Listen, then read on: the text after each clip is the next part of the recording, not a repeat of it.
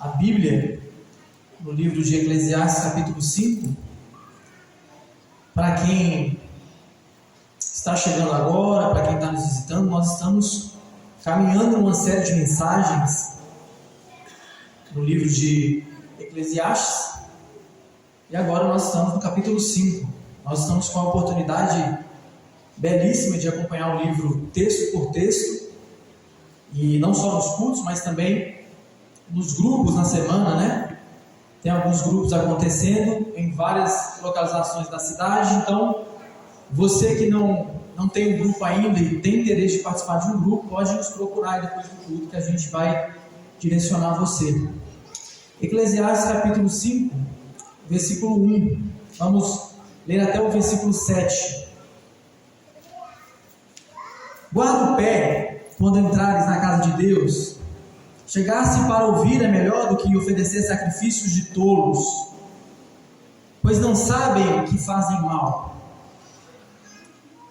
Não te precipites com a tua boca, nem o teu coração se apresse a pronunciar palavra alguma diante de Deus, porque Deus está nos céus e tu na terra.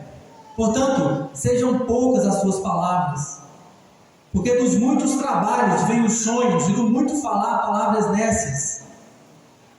Quando a Deus fizeres algum voto, não tardes em cumpri-lo, porque não se agrada de tolos. Cumpre o voto que fazes.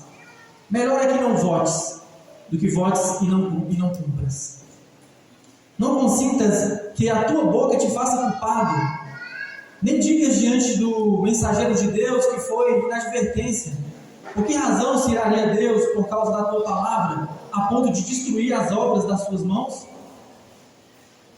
Porque como na multidão dos sonhos a vaidade, assim também nas muitas palavras. Tu, porém, teme a Deus. Amém, igreja? Vamos orar mais uma vez? Senhor Jesus, nos colocamos diante do Senhor, mais uma vez, porque o Senhor é o nosso Deus, o nosso Salvador, e nós estamos aqui, Deus, em obediência a Ti. Nós estamos aqui porque o Senhor nos trouxe até aqui através do Cristo Jesus. Que essa palavra venha encher o nosso coração, a nossa mente, em nome do Senhor Jesus. Traga clareza para nós, traga, Deus, luz ao nosso entendimento. É o que pedimos em nome do Senhor Jesus. Amém. Obrigado. Irmãos, Salomão está nessa luta aí de uma difícil, na verdade, a impossível tarefa de encontrar sentido na vida baseado nas coisas criadas. Então ele tenta algumas coisas. Desde o início do livro a gente está vendo isso. Nós já estamos no capítulo 5, mas quase todo culto a gente está ouvindo algumas menções do que Salomão está, desse experimento que Salomão procura ter, tenta encontrar esse sentido da vida e não encontra. Salomão compreendeu que toda tentativa de preencher o vazio do seu coração na perspectiva abaixo do sol é inútil, é vaidade, é fumaça. Ele tentou montando empreendimentos, empreendendo, ele tentou nas relações, ele tentou no dinheiro, no prazer, na sabedoria, na loucura. Ele tentou de várias formas encontrar o sentido da vida dele, e ele não encontra.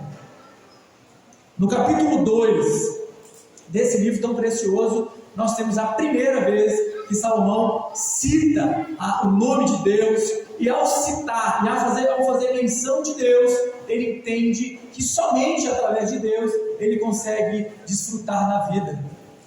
Não há nada melhor para o homem do que comer e beber e gozar do bem do seu trabalho, porém eu vi que isso vem da mão de Deus e não é de outro lugar senão esse. Então, nesse experimento, nessa tentativa de encontrar sentido para a vida dele, ele começou a perceber que somente através de Deus ele consegue o real sentido da vida. No capítulo 3, nós temos aí já no início do capítulo outra fala de Salomão citando a Deus, fazendo menção a Deus de maneira gloriosa, grandiosa, quando ele fala que Deus também governa o tempo. Ele é Senhor do tempo. Há um tempo para tudo debaixo do sol. Então ele começa a fazer essa citação dizendo que há tempo de nascer e há tempo de morrer. Duas coisas que fogem totalmente da sua tentativa de controlar a sua vida. Então ele começa no capítulo 3, trazendo mais uma vez para nós a distância que existe entre a nossa realidade como homem, como mulher, como pecador, debaixo desse sol que passa por tanto sofrimento, para esse Deus glorioso, dono da eternidade, que governa todas as coisas, que direciona todas as coisas conforme a sua vontade. E isso é glorioso. Agora no capítulo 5, mais uma vez Salomão vem falar nesse mesmo tom, mas agora ele vai meio que, já chamamos Salomão de pregador, porque é o que quer dizer a palavra, a forma que ele se apresenta no livro, já como pregador, mas agora sim ele prega, agora sim ele vai falar como pregador. E a primeira coisa que Salomão vem falar é o seguinte: guarda o teu pé. Quando entrares na casa de Deus, chegar-se para ouvir é melhor do que oferecer sacrifício, pois não sabem que fazem mal. Se o que Salomão tem falado até aqui, com algumas observações, algumas fagulhas de eternidade, mas até aqui, a palavra que mais marca o livro de Eclesiastes é a fadiga, é a canseira, é a vaidade, é a fumaça, é o vapor, é correr atrás do vento. Agora no capítulo 5, Salomão faz menção da única coisa que nós temos como povo de Deus, que é de fato sólido, que é eterno. Quando Salomão, na verdade isso é uma exortação, né? Quando ele chama a atenção do povo de Deus para guardar o pé, quando entrar na casa de Deus, ele está falando de reverência. E assim, para contextualizar um pouco do que a gente está falando, nessa época aqui de Salomão existia um lugar, era o templo em Jerusalém, que era a casa de Deus.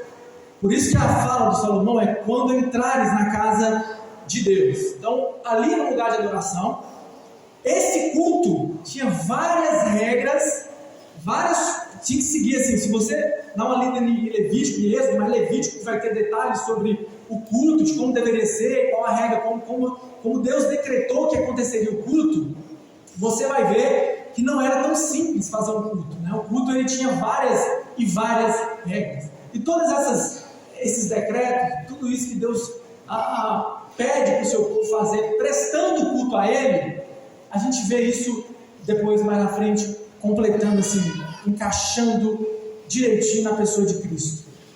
Jesus, ele cumpre todos os requisitos que Deus pede a nós como povo dele, para que possamos chegar até Ele.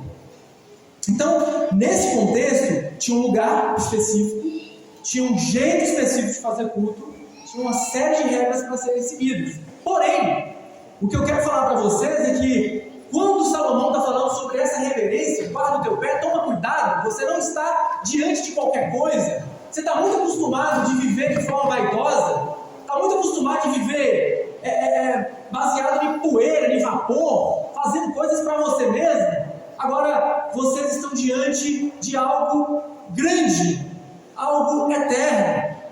E isso me lembra, lá no início em Gênesis, quando o Caim e Abel vão oferecer o sacrifício. Talvez você não conheça essa história, fica aí uma dica para você em Gênesis 4, a partir do versículo 4, na parte B, diz assim, agradou-se o Senhor de Abel e de sua oferta, ao passo que de Caim e de sua oferta não se agradou. Alguns dias atrás, o nosso professor Luiz Saião, ele postou uma frase pequena, mas muito impactante. Eu até mandei para os irmãos aqui da liderança. Luiz Saião diz o seguinte sobre essa questão de culto, tá? Nós estamos falando de culto aqui. O primeiro homicídio da história começa num culto feito de qualquer jeito. Eu vou repetir isso aqui, porque isso é muito importante.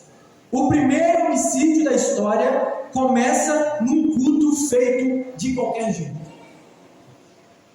Depois dessa oferta, negada, e essa outra oferta aceita acontece o primeiro homicídio, Gênesis 4. Toma nota aí que depois você dá uma lida. Agora, algo interessante, nós não estamos falando sobre Gênesis 4, mas algo importantíssimo sobre Gênesis 4 que vale a pena você saber, porque tem tudo a ver com o que nós estamos lendo em Eclesiastes. Agradou o Senhor de Abel e de sua oferta, ao passo que de Caim e de sua oferta não se agradou. Guarda o teu pé quando entrares na casa de Deus. Nós não estamos mais em Jerusalém, nem estamos no templo. Isso aqui não é a casa de Deus, porque é um galpão, e nosso contexto aqui de igreja, a gente está acostumado a mudar de lugar, e nem sempre o lugar tem cara de igreja. Porque sabemos que a igreja do Senhor Jesus não é lugar mais. Nós vamos falar sobre isso daqui a pouco. Mas o culto a Deus está sendo aqui prestado da mesma forma, ao mesmo Deus. Um Deus que não mudou. Mudou muita coisa até aqui, a gente vai falar sobre algumas delas, mas o Deus que está sendo adorado aqui é o mesmo Deus que foi adorado pelos pais da igreja, pelos patriarcas, até no Éden. Um detalhe muito importante sobre essa oferta, eu não sei, nós não temos informação se o que agradou ou desagradou a Deus, o que tinha nessa oferta. Eu sei que uma oferta foi de gordura, de sangue, e de gordura, que foi de animal, e outra foi de vegetais, que foi de outra coisa diferente de carinha. A gente tem informações simples sobre isso. Mas algo importantíssimo sobre esse trecho a gente tem que gravar em nosso coração. Antes da oferta, Deus se agrada de Abel. O texto diz o seguinte: agradou-se o Senhor de Abel e de sua oferta. Entende como Salomão, quando ele fala que é melhor, que chegasse a Deus para ouvir, é melhor do que oferecer sacrifícios de tolos? Ele está falando de uma reverência. Ele está falando da forma, não é o que nós oferecemos a Deus que vai quebrantar o coração de Deus, porque Ele é Deus. Mas antes do que nós oferecemos a Deus, Deus está olhando para quem oferece. Você deve ter ouvido falar assim: não, o negócio foi a oferta, porque um ofereceu sangue e gordura, Deus gosta mais disso. Não tem informação nenhuma sobre isso. Mas nós temos informação que Deus se agrada de Abel. Deus se agrada antes de tudo de Abel. E Deus também não se agrada de Caim e, consequentemente, da sua oferta. Mas antes vem aquele que oferta. É melhor obedecer do que sacrificar. O culto santo prestado a Deus é do jeito que Ele diz que deve ser. Guarda o teu pé. Temos algumas referências de pessoas que não teve reverência diante de Deus. A primeira está em Levítico 10. Quando Nadab e Abiú oferece a Deus um fogo estranho, que não era o fogo que Deus ordenou que oferecesse, que usasse. Eles pegam um fogo qualquer, vão lá queimar, mas ao chegar no lugar, ao chegar na hora de oferecer o sacrifício, eles são consumidos pelo fogo de Deus. Porque eles não tiveram, a forma que se aproximaram foi a forma que eles acharam que era certa. E não mais a forma com que Deus decreta que seja. Aí você fala para mim assim: ah não, mas isso aí não é vídeo que está longe demais da gente. Isso é Velho Testamento, pau quebra mesmo, isso aí é fogo descendo toda hora. A gente tem Atos 5, mais uma referência de pessoas que foram, que chegaram até Deus de qualquer jeito, de qualquer maneira, e sofreram a ira de Deus. Ananias e Safira, em Atos 5, eles mentiram em relação à oferta que eles tinham dado. Isso diante de um culto, ali diante dos apóstolos. Vendi o terreno, vou pegar aqui meu dinheiro, mas assim, a igreja não vai precisar disso aqui tudo não. E não precisava. Só que eles falam uma coisa que não fazem. Eles mentiram. E não havia necessidade, no próprio texto, eles são questionados por isso. E ao oferecer isso no Novo Testamento, tá? Para aquela turma que fala assim: não, eu sou do Novo Testamento, eu não. A reverência diante de Deus é a mesma. Nós estamos falando de um culto prestado a Deus. Interessante que as duas referências que eu dei, tanto a de Levítico como a de Atos, elas são marcadas por dois momentos específicos, dois ciclos, início de dois ciclos. O primeiro, em Levítico 10, é quando estava sendo inaugurado os tabernáculos, né? Uma nova forma de se adorar a Deus estava sendo inaugurada e já acontece isso. Em Atos 5, estava agora a igreja de Jesus Cristo, aquela que nós chamamos de primitiva, nos seus primeiros passos, e acontece isso. A falta de reverência foi a mesma e a punição foi a mesma. A ira de Deus se acendeu contra essas pessoas. Eu tenho uma ótima notícia para você, que na verdade já falei sobre ela aqui hoje, mas a gente não tem mais a necessidade de pegar um avião aqui e ir lá para Israel para a gente ser abençoado. Algumas pessoas, inclusive, acham que isso ainda existe, vai para lá e tomar um banho no Rio Jordão é mais importante do que tomar uma chuchada de água aqui, né? De jogar uma água na cabeça aqui para um batismo. Ah não, preciso ir no Rio Jordão, porque o Rio Jordão, ele é mais, está lá do lado, é onde Jesus estava também, é mais poderosa essa água. Tem gente que acredita que a adoração lá, obviamente, provavelmente para quem gosta, é muito especial. Você está no lugar onde o nosso mestre teve, os discípulos, e também tanta coisa aconteceu antes. Eu vejo o professor Franco Ferreira falando no seminário sobre o Monte Horebe, sobre o lugar onde Elias desafiou os profetas, e assim, eu fico encantado com aquilo, mas eu tenho certeza absoluta em Cristo Jesus que eu não preciso ir mais para Jerusalém, não preciso ir no templo, na verdade não tem mais o templo para me adorar Ele. Por quê? Porque Jesus Cristo morreu para que eu pudesse o adorar. Em uma conversa com a mulher samaritana, em João 4, ela estava lá questionando Jesus sobre o lugar de adoração. E ele vira para a mulher e fala para a mulher: não é mais, aliás, não será mais em Jerusalém, mas os verdadeiros adoradores adorarão ao Pai em espírito e em verdade. João 4, depois você dá uma lida lá, toma nota também.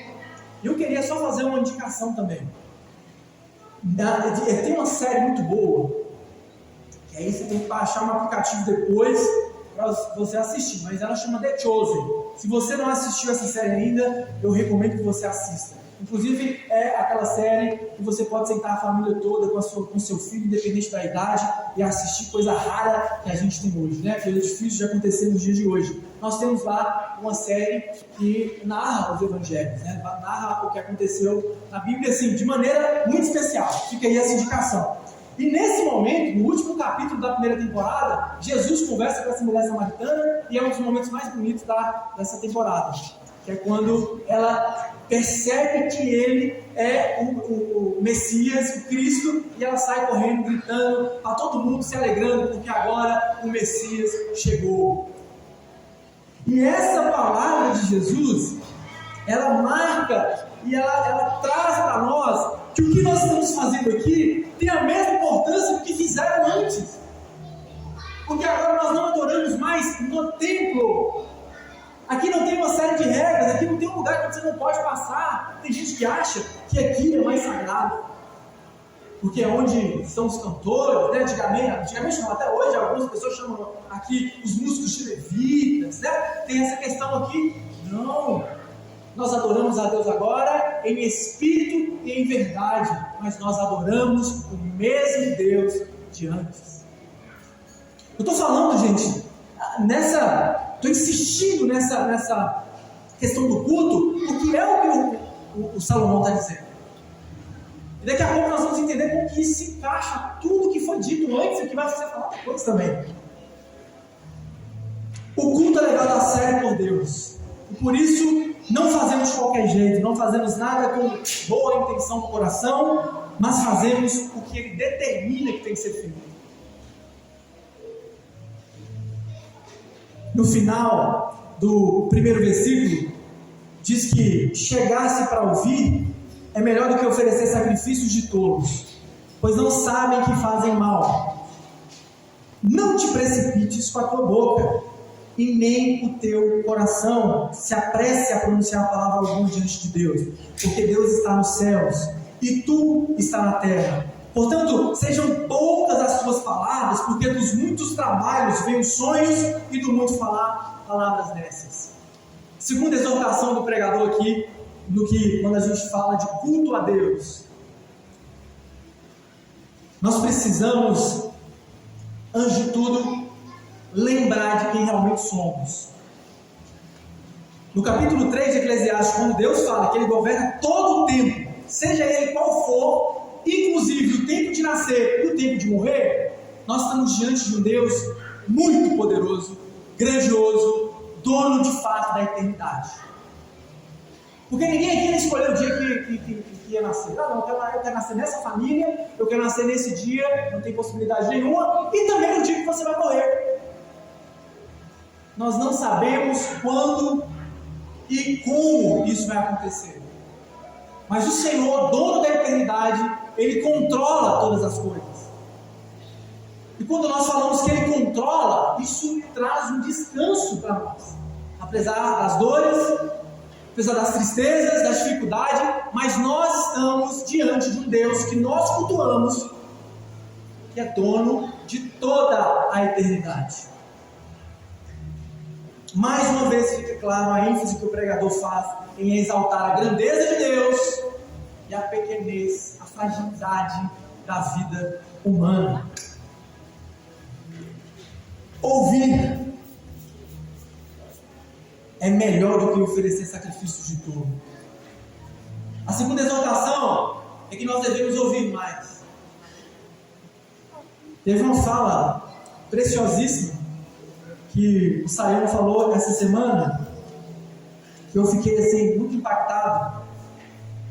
O pastor Fernando até postou no grupo, onde ele diz assim, a palavra mais, uma síntese, né? Ele não diz exatamente assim, mas eu estou resumindo aqui. A palavra mais importante do Antigo Testamento é ouça. A expressão ouça, ó Israel. Deus criou o mundo falando. Jesus é o verbo da vida, o Logos de Deus. Só temos um caminho a seguir. O caminho é ouvir. A fé vem do ouvir e ouvir a palavra de Deus. Quando eu penso sobre esse texto, eu lembro de Jó 38. Se você não conhece, precisa marcar Jó rápido. Jó 38. Deus vem ao encontro de Jó, porque Jó andou questionando a Deus. Ele cumpre o que foi decretado por Deus no início do livro. Ele não peca contra Deus, mas ele questiona Deus. Ele fala assim, se Deus estivesse aqui, com certeza ele me daria a causa. Eu não fiz nada para merecer tamanha desgraça na minha vida. Perdi família, perdi dinheiro, perdi saúde. Só tem agora doença aqui comigo. Os amigos chegavam ainda jogando na cara dele, você está em pecado. E Jó começava no pecado, mas questionava. Como assim? Como é que pode? Aí em Jó 38, eu cito isso aqui direto. Jó 38, o texto narra essa conversa entre Deus e Jó. Deus aparece no meio do redemoinho, uma tempestade, e fala assim, quem é esse que está obscurecendo o meu entendimento, a minha sabedoria? Quem é esse? E aí do capítulo 38 até o capítulo 42, Deus vai fazendo perguntas para Jó. Onde é que você estava quando eu criei o céu e a terra? Onde é que você estava quando eu coloquei o mar aqui e falei para o mar, daqui você não passa? E responde Jó. E do capítulo 38 de Jó até o início do capítulo 42, Jó só respondia rapidinho, com toda a humildade do coração, com todo o temor, porque ele estava percebendo, ele estava tendo a visão maravilhosa de que ele estava diante de um Deus muito, muito grande, muito poderoso. E ele errou ao questionar os planos de Deus. Jó 38 é espetacular. Eu sou apaixonado com esse texto de Jó. Quando chegamos a Deus, nós estamos diante de Deus num culto aqui, tá, gente? Nós chegamos para ouvir a palavra de Deus, nós chegamos para adorá-lo. Tem gente que acha que existe um ponto mais importante do que o outro no culto, né? Culto é culto, nós prestamos o culto. O pastor Fernando mandou uma mensagem muito bonita hoje no grupo da igreja, chamando a atenção para a questão do culto. Nós não assistimos, Não estamos aqui vendo se foi tocando bem, o nosso louvor foi lindo. Ah, não, a pregação foi boa. Não, nós estamos aqui prestando culto a Deus, onde algumas pessoas estão trabalhando no culto, mas você também está prestando esse culto da mesma forma. A reverência é a mesma.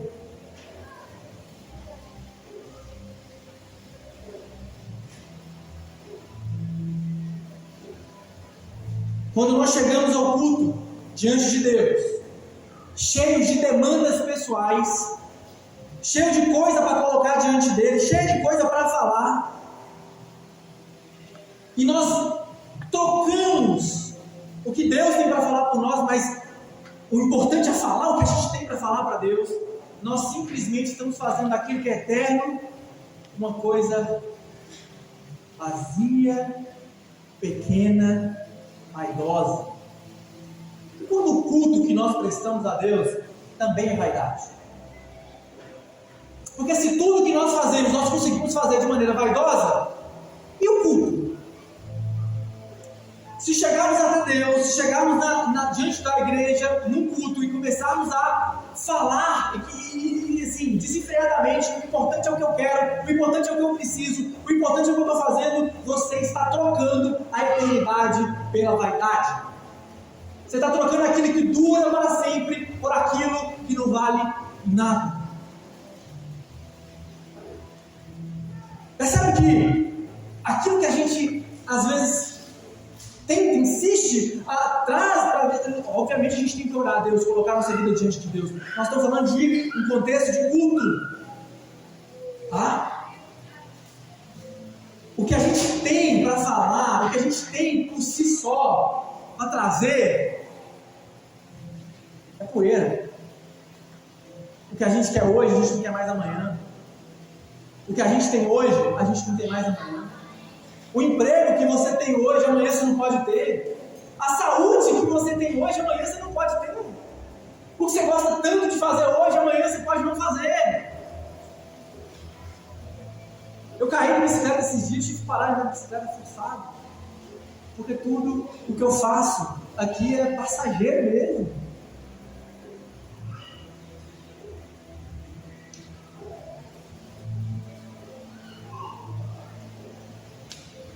O que nós estamos fazendo diante de Deus em um culto que pertence a Ele, que foi ordenado por Ele. O que nós fazemos aqui, fazemos por causa dEle.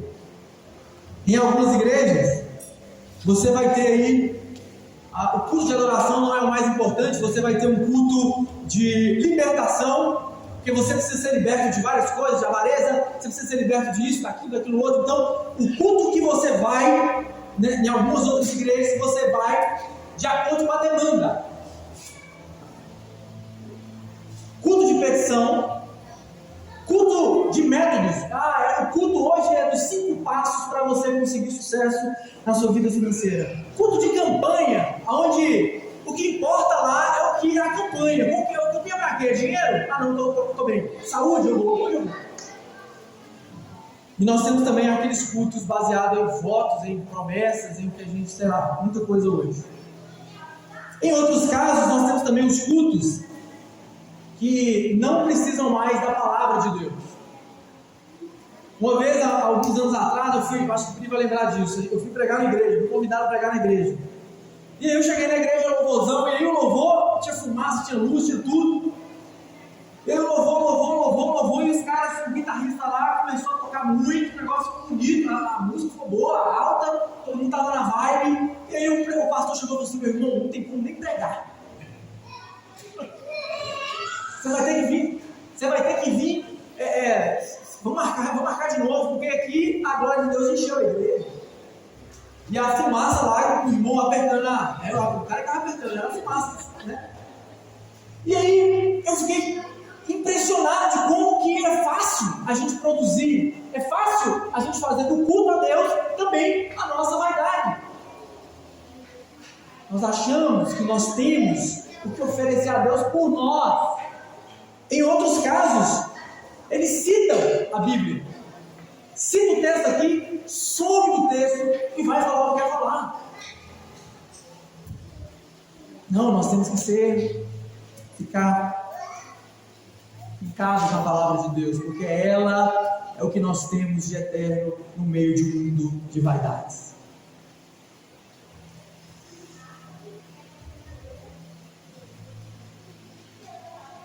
O que estamos fazendo no verdadeiro culto prestado a Deus é o que acontecerá para toda a eternidade. Guarda isso. O que nós estamos fazendo aqui, independente do lugar, do som, da estrutura, é o que nós vamos fazer por toda a eternidade. Nós iremos adorar ao Senhor. Você tem pensado na eternidade? Porque o mundo de vaidade, esse mundo aqui, ele nos convida mesmo a gente pensar só aqui, só nas coisas daqui. Nós iremos prestar culto diante de Deus por toda a eternidade. Agora, o que nós fazemos para nós mesmos, inclusive o que nós tentamos fazer e fazemos também, até mesmo no culto, que são as nossas vaidades, ela é como uma fumaça. Ela passa muito rápido. A gente está vendo isso aqui no dia a dia. Como eu acabei de falar, hoje você tem, amanhã você não tem mais. Emílio Garófalo, ele vai dizer que quando nós estamos num culto diante de Deus, é como se tivesse uma âncora lá no céu e Deus jogasse essa âncora aqui para a igreja, para a terra agora, e nós conseguimos nos conectar com Ele em meio ao mundo caído. Talvez você ainda não entendeu que isso aqui que nós estamos fazendo é o mais importante, porque nós estamos diante de um Deus, prestando um culto diante do nosso Criador, aquele que nós iremos orar para toda a eternidade. Um comentarista chamado Tremper Longman, ele fala que ele sintetiza o versículo 3 dizendo assim: o trabalho leva a muitos sonhos, a tolice leva a muitas palavras. Nós precisamos ouvir mais a palavra de Deus.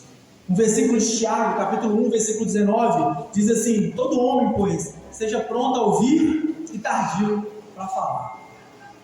Nós estamos diante de Deus, irmãos. E aí vem uma pergunta. De tudo isso que eu estou falando, vem a seguinte pergunta: então eu não devo falar diante de Deus? Eu tenho que fazer é ficar lá. Terminou, vou embora, e aí sim eu posso falar? Não devo falar então diante de Deus? Não é isso que o pregador está falando. Não te precipites com a tua boca e nem o teu coração se apresse a pronunciar. Voltando a essa referência de Jó 38, Jó só responde a Deus aquilo que Deus, depois de Deus ter falado para ele um tanto de coisa, ele responde a Deus com humildade e temor no coração. E no capítulo 42, depois que Deus encerra as perguntas retóricas que ele faz para Jó, Jó vem e fala assim: ó Deus, eu falei de coisa que eu não sabia. E ele presta uma adoração verdadeira diante de Deus. O que nós falamos diante de Deus é levado a sério. E nós falamos com Deus como resposta, como consequência de um Deus bondoso, maravilhoso, que vem até nós e fala com a gente, como resposta daquilo que Ele tem feito. A grande pergunta é que nós estamos diante de Deus falando do nosso coração, porque o texto está dizendo que o coração fala. Não somente a boca, mas o coração também está falando. E aí o negócio começa a ficar um pouco mais interno, mais sério. Você já ouviu aquele termo assim? Eu já usei muito. Para você assim, confirmar o negócio que você está falando, falar que é verdade mesmo, falar assim, ó, de coração. Eu estou falando para você de coração mesmo. Como é que está o nosso coração diante de Deus? O seu coração está diante de Deus em silêncio para ouvir? Ou o seu coração tem falado diante de Deus também? Inúmeras vezes eu ouvi, Se não me engano, foi um Mauro mais outro dia falando sobre a importância da gente se preparar para estar aqui. Olha o tanto de coisa que eu falei aqui sobre o culto. Estou falando isso aqui também para mim, irmãos. Falando isso aqui, eu fico assim, estudando. Nós que pregamos aqui, a gente fica. O nosso coração, quando nós chegamos ao culto, às vezes nós chegamos aqui brigados com a esposa, acabamos de brigar, brigou no carro, viu? Chegou aqui, um ambiente religioso, pode ser que diminui um pouco, mas depois do culto tem que resolver. Nós chegamos aqui cheio de coisa nossa, cheio de vaidade no coração, preocupado com tudo, preocupado com tanta coisa que tem que fazer, preocupado com o jogo que está acontecendo agora. O coração não fica em silêncio diante de Deus, porque nosso coração também é vaidoso. Nosso coração gosta do que não é eterno. Resultado da queda. Quantas vezes eu já vi, no culto ali, não mudo nada. Amanhã eu tenho que pagar o cartão, e aí começava. Eu evitei de mexer no celular, a Bíblia do celular. Aí vai abrir o aplicativo. Alguém mandou, um cliente mandou uma mensagem. Eu perdi meu coração.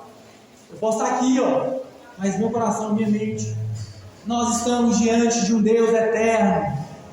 Nós estamos diante de nosso Salvador. Nós não podemos deixar o nosso coração falar, porque isso é sacrifício de tolo. Eu tenho mais uma boa notícia para você.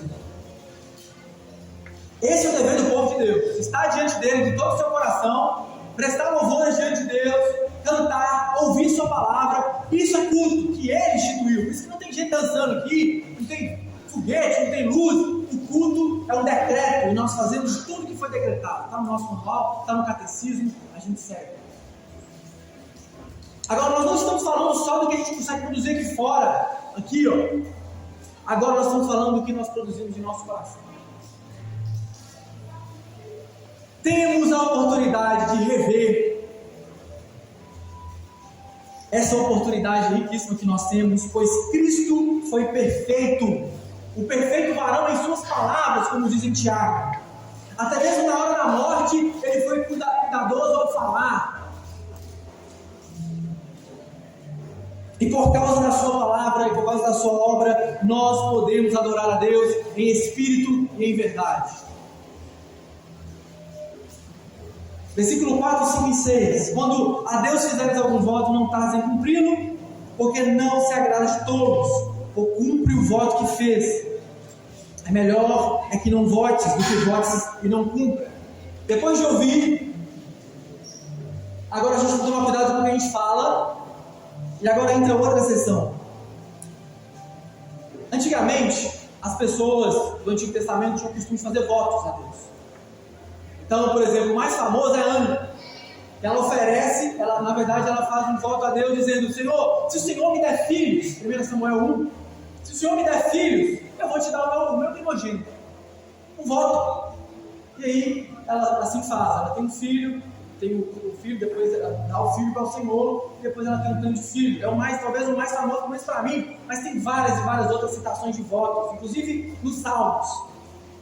Não é costume nosso, pelo menos aqui, fazer votos a Deus. Pelo menos aqui do público, de público, a gente estimular esse tipo de coisa. Mas você também pode fazer alguns votos a Deus. E aí, se você fizer um voto a Deus, você tem que lembrar que você tem que cumprir esse voto. Mas no nosso contexto, vamos falar de nós aqui, na nossa igreja convívio. Nós não temos práticas como essa de Ana, mas nós temos outras formas de fazer votos. Uma delas é o próprio casamento que a gente faz diante da igreja, um culto, A gente adora a Deus, a gente escuta a sua palavra e nós fazemos votos a Deus. A outra opção, a outra oportunidade que nós temos de fazer voto é quando nós estamos aqui e somos ordenados a algum tipo de ofício. O pastor, quando é ordenado, os presbíteros, quando são ordenados o diácono, qualquer ofício da igreja, nós fazemos esse ofício diante de Deus e da igreja, então é um voto a Deus. O outro também, que me vem à memória agora, é quando você é recebido como membro na igreja. Você é recebido da igreja como membro, então você faz um compromisso, é feito perguntas a você, ou então você professa a sua fé, já batizou quando era criança, agora vem confirmar isso, você também faz um voto diante de Deus. E esse voto, nós precisamos cumprir. Mas não fica só nisso, estou citando exemplos de voto que nós fazemos. O importante, e o que o texto está dizendo, é o que nós, aquilo que nós falamos na presença de Deus, nós devemos cumprir. Existe uma responsabilidade. A importância não só do falar, mas também do fazer. Em obediência a Deus, nós podemos agora viver, porque Cristo nos deu essa condição. Se eu falasse aqui um tanto de coisa que a gente precisa fazer, e não te, assim, só falar, vai, pratica, vai lá, produz lá, você consegue, vai, gera um negócio, promete, cumpre, prática, não sei o quê, não.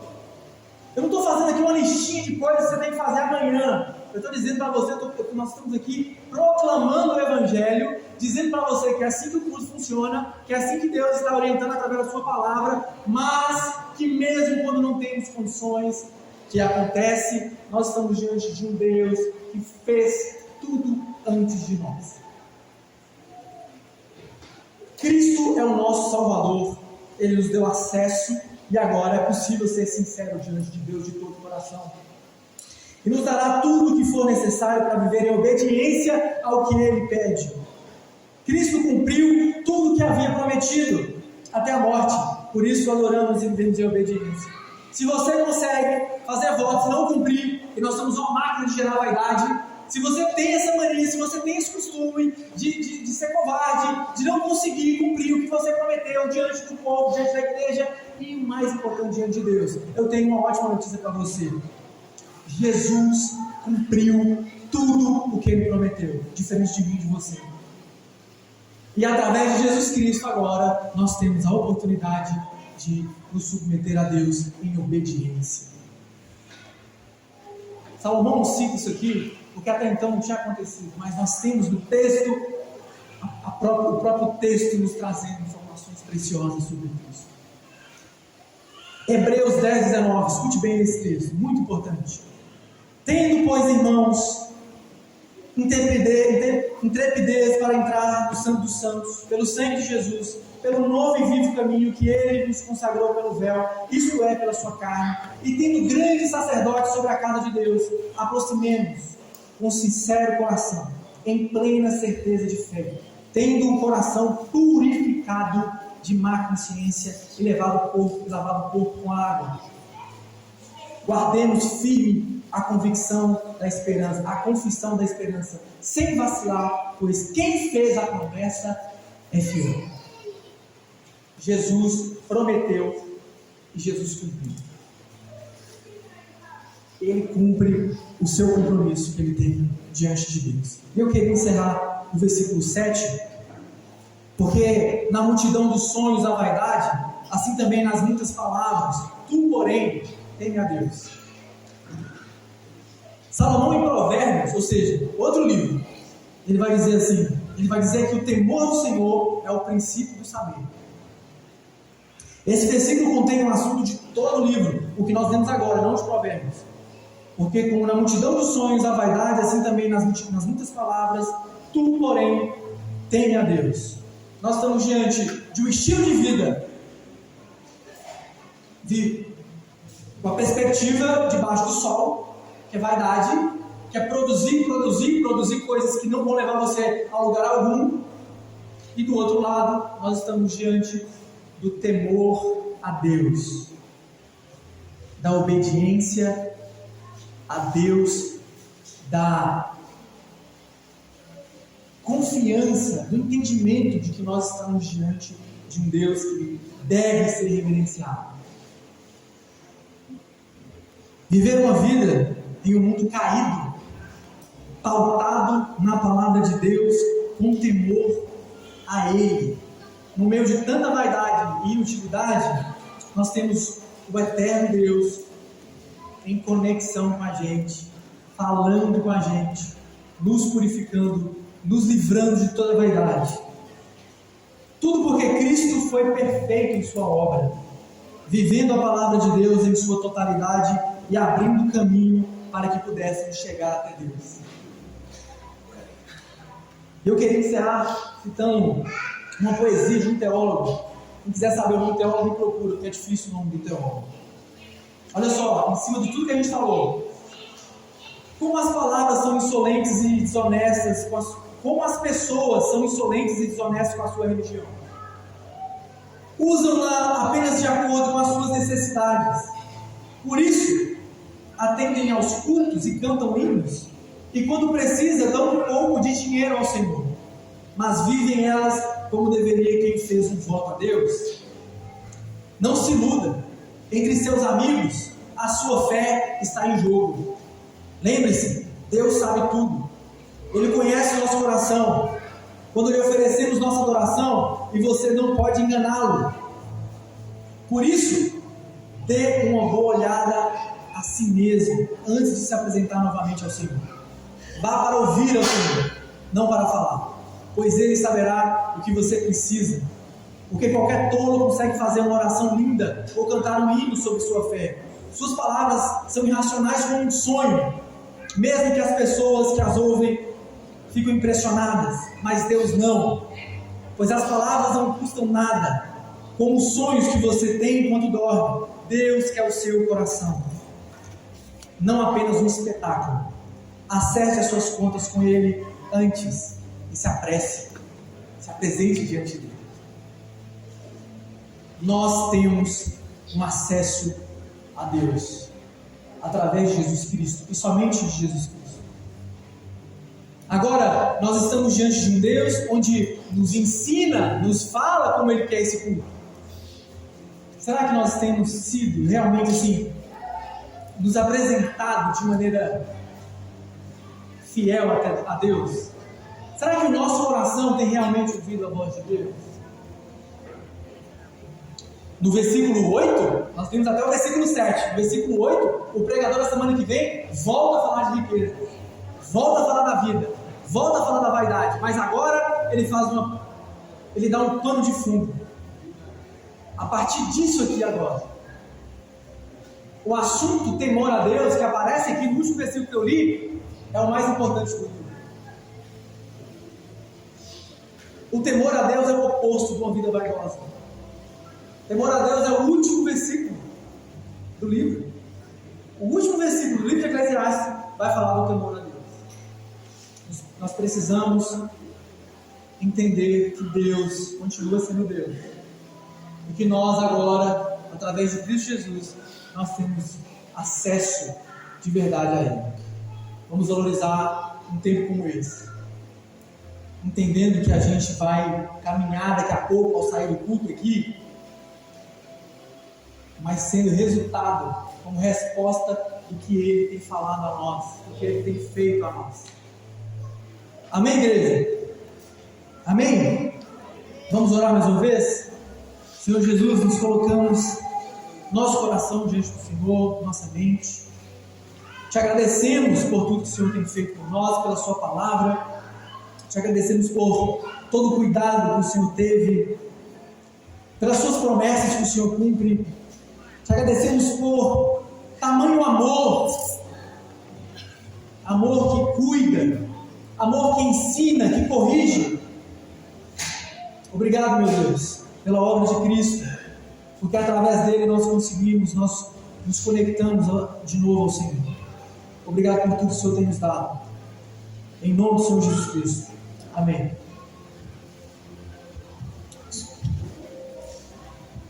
Glória a Deus. Amém, meu irmão?